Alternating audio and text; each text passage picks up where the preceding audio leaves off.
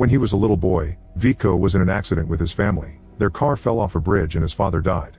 Years later, as a teenager, Vitko still has nightmares about it and has developed a paralyzing fear of heights.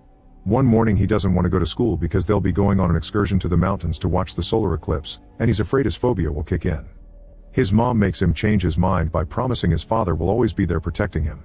Meanwhile, 1,000 years in the past, a shaman is using his magic to start a spell that will help him find the Stone of Power. The fire in front of him forms the shape of a dragon head, which matches the image on Vitko's jacket.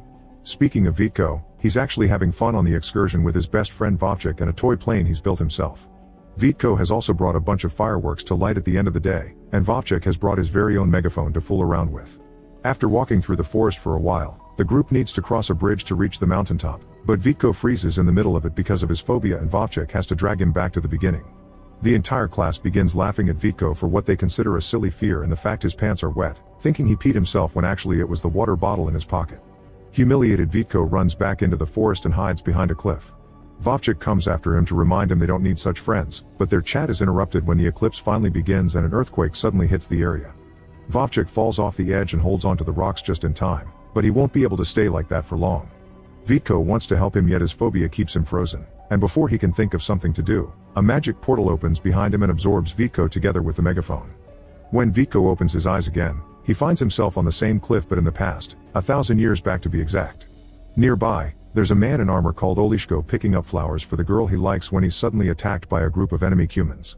Defeating these soldiers is easy for Olishko and his sword skills, but things get complicated when he's attacked by their leader Andiko, who quickly overpowers him and brings more soldiers to capture Olishko. At that moment, Vitko trips while trying to get a better look and accidentally activates the megaphone, distracting the soldiers and giving Olishko the chance to escape. Luckily, Olishko has a horse and is able to pick up Vitko to take him away with him. When they reach the river, Olishko summons the spirit that lives there to form a path for him to pass, and this path disappears once Olishko and Vitko have crossed, making Andiko and the humans give up for now and leave. Olishko takes Vitko to his village, which is protected by a stronghold that he wasn't supposed to leave, so Olishko gets scolded by the town leaders for disobeying orders. Vitko's clothes and manner of speaking are seen as weird by the villagers, and thinking he may be a spy, the leaders lock him up until they decide what to do. Meanwhile, Andiko goes to see the shaman to discuss the failure of their mission, but the shaman surprisingly reacts happily when he hears about the boy in weird clothes. Since the dragon on his jacket matches the one in the shaman's visions, it means Vitko is the person that will guide them to the Stone of Power. Sometime later, Vitko is visited by Alenka, a young girl that brings him milk and makes sure he's doing fine. She also confirms he's in the year 1120. Before Vitko can ask more, Olishko comes to pick him up and take him to the river for a test. The water spirit will decide if he's a spy or he's trustworthy. Vitko is thrown into the river with his hands tied and for a moment thinks he's going to die, but the river spirit considers him worthy and throws him out without hurting him. He may still be seen as a weirdo by the villagers, but at least now Vitko is accepted as one of them and gets to meet the leaders properly. There's the wise elder Ofsi and, more shockingly, the fighters Ilya and Dobrynya. Putting their names together with Olishko makes Vitko realize these are three mighty Bogatar warriors from the legends.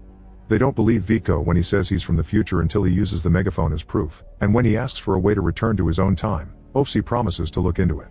In the meantime, Vitko will stay with Rozanka and her mother, and Olishko takes him there as an excuse to talk to Rozanka since she's the girl he's been picking flowers for. Later in the evening, Ofsi comes with some news after talking to the river spirit. There are two ways for Vitko to return to the future. He can either wait for another eclipse that will reopen the portal, or search for a mage that will teach him how to open it by force. Olishko knows where to find a mage, but he isn't sure if Vitko should go because mages put people through very tough trials before helping them. So Vitko offers a deal. If Olishko trains him, he'll gift him his megaphone.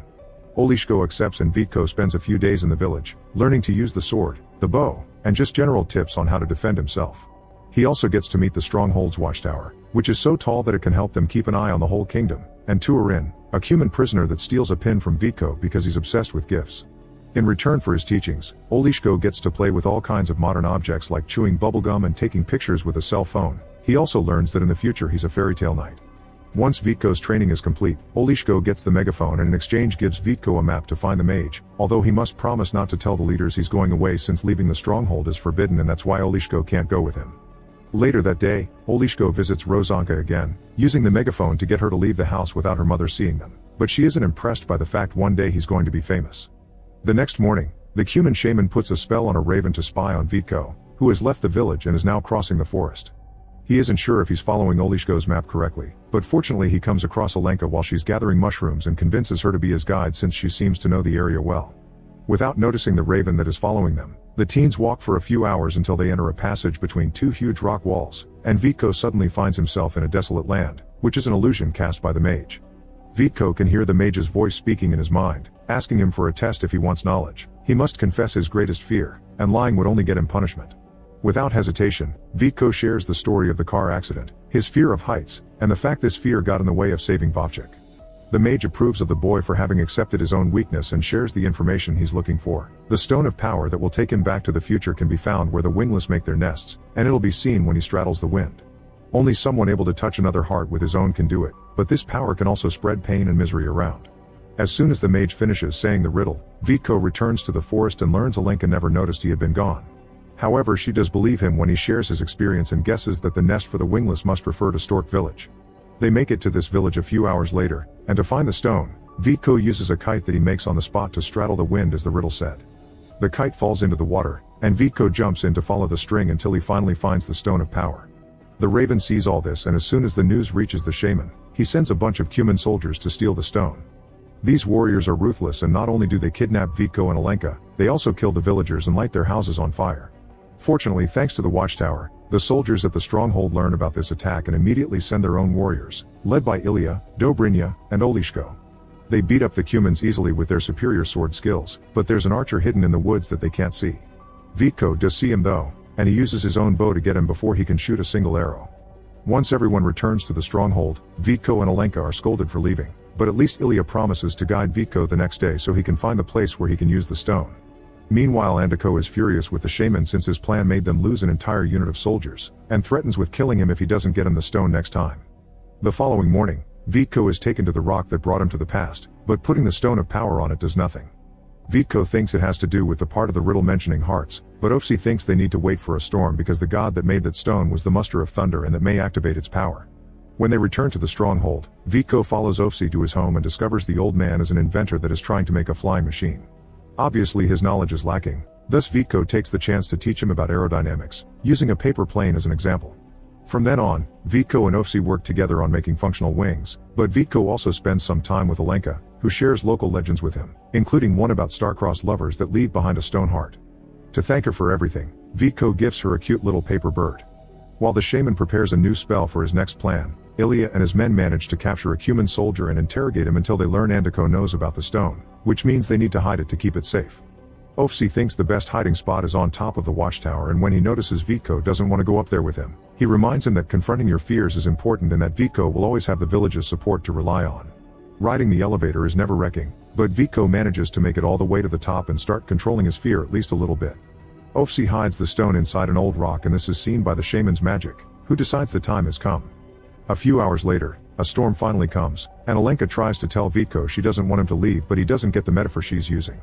Soon the rain starts, including hail too, which hits Turin in his cage and makes Vitko feel bad for him, so he grabs some old sailcloth and covers the cage with it to protect the prisoner. Alenka is impressed by Vitko's bravery and rewards him with a kiss on his cheek. That night, a flash of lightning hits the stronghold wall and breaks some stone that falls near the cage. Turin takes advantage of this and uses this debris to break the lock, escaping under the protection of the rain. Turin travels all the way to the Cuman camp, where it's revealed he's Andiko's brother, yet Andiko doesn't want anything to do with such a deformed beast.